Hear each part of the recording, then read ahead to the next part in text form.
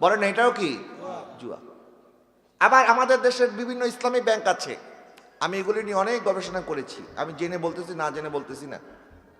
এই ইসলামী ব্যাংকগুলির মধ্যে এরা মানুষকে বোঝায় অন্যান্য ব্যাংক যেগুলি ইসলামী ব্যাংক না এগুলির মধ্যে সুদ আছে, ইসলামী ব্যাংকের মধ্যে কোনো সুদ নাই, এগুলি মিথ্যা কথা। ঠিক ঠিক, এগুলি কি কথা? মিথ্যা কথা। আচ্ছা, আমাদের দেশের মধ্যে মাদার ব্যাংক হচ্ছে বাংলাদেশ ব্যাংক, এটা কি ইসলামী ব্যাংক? না, এটা তো ইসলামী ব্যাংক না। তো বাংলাদেশ ব্যাংক ছাড়া কি কোনো ইসলামী ব্যাংক চলতে পারবে? তো সেখানে যদি সুদ চলে তা আপনার ব্যাংক সুদ ছাড়া হয় কেমনে? বরং এটা মদের লেভেলের মধ্যে মধুর লেভেল বলে বিক্রি করা। ঠিক, আমাদের দেশে যেটাকে ইসলামী ব্যাংক বলে, আসলে এগুলি হচ্ছে মদের লেভেলের উপরে কি লেভেল লাগাইছে? মধু। আপনাকে বলতেছে মধু, আসলে মধু না, আপনাকে খাওয়াইতেছে মদ। আমি কিছুদিন আগে এক জায়গায় গেলাম, এক লোক সর্বশান্ত হয়ে গেছে। বলি কি হয়েছে, আপনার এই অবস্থা হয়েছে কেন? বলতে আমাকে দেখাচ্ছে যে হুজুর ওই বাড়ি সমস্ত আমার নিজের মালিকানা বাড়ি, কিন্তু এগুলি ব্যাংক নিয়ে গেছে। কেন? ব্যাংক থেকে উনি ঋণ নিয়েছিলেন 25 লাখ টাকা ইসলামী ব্যাংক থেকে।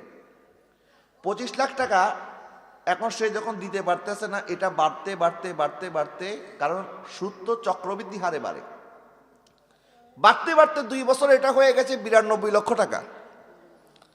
এখন ব্যাংকের অফিসাররা বলতেছে আপনি যদি আজকে রাতের মধ্যে টাকা না দেন তাহলে কালকে এটা 1 কোটি টাকা পার করবে।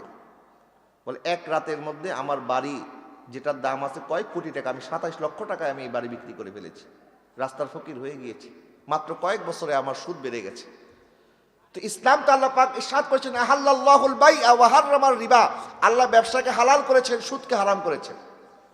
সুদ কি হালাল না হারাম? বলেন না, সুদ কি হালাল না হারাম? আর ইসলামের নামে যদি কেউ সুদের ব্যবসা করে এটা কি হালাল হবে? এটাও হারাম। হালাল আর হারামের মাঝখানে দ্বিতীয় কোনো অপশন নাই। কিন্তু আমরা আমাদের সমাজটাকে এমনভাবে কলুষিত করেছি, নাম দিচ্ছি আমরা ইসলামী ব্যাংক, কিন্তু সমস্ত অনইসলামিক কাজ চলতেছে।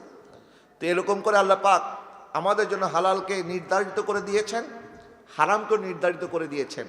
হালাল মতে চলতে হবে, হারাম থেকে বাঁচতে হবে, তাইলে আমাদের জীবন সুন্দর হবে, আল্লাহর দরবারে কবুল হবে। কথা বলেন ঠিক কিনা? আর যারা হারাম উপার্জন করে, অবৈধ পয়সা ইনকাম করে, যত সুন্দর দামি দামি কাপড় পরুক না কেন, আমার নবী যে ইরশাদ করেছেন একজন ব্যক্তি 10 দিরহাম দিয়ে 9 দিরহাম তার হালাল, 1 দিরহাম তার হারাম, 10 দিরহাম দিয়ে একটা জামা খরিদ করেছে, 9 দিরহাম হালাল হওয়ার পরেও 1 দিরহাম হারাম হওয়ার কারণে ওই জামা পরে কেউ যদি ইবাদত করে তার ইবাদত আল্লাহ দরবারে কবুল হবে না। এই জন্য নবী যে ইরশাদ করেছেন হালালের পরে বড় হালাল, আল্লাহ পাক ফরজের পরে বড় ফরজ করেছেন হালাল উপার্জন করা। কি উপার্জন করা? সুতরাং ব্যাংকের লেনদেন থেকে সাবধান থাকবেন। অনেকে একটা প্রশ্ন করেন যে হুজুর আমার ব্যাংকে টাকা আছে, কিন্তু বছরে বছরে ব্যাংক আমাকে সুদ দেয়, ইন্টারেস্ট দেয়, এখন আমি এটা কি করব? আমি যদি এটা না নেই তাহলে তো টাকা ব্যাংকে নিয়ে যাবে। তা আপনি যদি সে টাকা আপনাকে নিতেই হয়, আপনি সে অতিরিক্ত টাকাটা নিজে ব্যবহার করবেন না, এগুলি দান করে দিবেন, গরিব মিসকিনকে দিয়ে দিবেন, অসহায় মানুষকে দিয়ে দিবেন। তবে ওই টাকা দান করে দানের সোয়াবের আশা করতে পারবেন না। ওই টাকা দিয়ে সোয়াবের আশা করা যাবে না, কারণ সোয়াবের আশা করবেন কোনটা দিয়ে? যেটা আপনার হালাল। হালালের টাকা দান করলে সোয়াবের আশা করা যাবে, হারাম দান করে সোয়াবের আশা করা যাবে না। সুতরাং এই সমস্ত হারাম থেকে দূরে থাকবেন। আল্লাহ সুবহানাহু ওয়া তাআলা আমাদের জীবনকে যেন সুন্দর করে, আমাদের জীবনকে যেন কামিয়াব করে, এবং কবরে যাওয়ার আগে এই যে কবরবাসী আজকে কবরস্থানে চলে গেছেন, এখন আমরা দোয়া করা ছাড়া ওনাদের জন্য আর কিছুই করতে পারবো না। ওনারাও দুনিয়াতে এসে নেক আমল করার কোনো সুযোগ নাই। এই জন্য ওনাদের মতো আমরা কবরে যাওয়ার আগে আমাদের জীবনটা যেন সুন্দর করে কবরে যাইতে পারি। আল্লাহ আমাদের সবাইকে যেন সেই তৌফিক দান করে। সবাই বলেন আমিন।